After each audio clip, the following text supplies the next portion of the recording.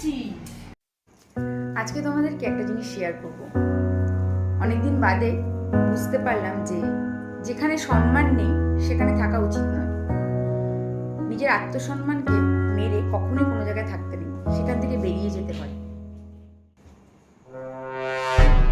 কোথায় যাচ্ছিস? কোথায় যাচ্ছিস? আরে না না দেখ আমি বুঝতে পারছি কি বুঝতে পারছিস? ইনডাইরেক্টলি বলতে লাভ নেই, তুই ডিরেক্ট বল না। সম্মান নেই, সম্মান তো কেন নেই আমি জানি। সম্মান নেই আরে তোকে বলছি না, এক মিনিট আমি তোকে বলিনি, আমি ভেবে ছাড় ছাড় তোকে বলিনি। সম্মান নেই থাকা উচিত নয়, বুঝতে পারছি।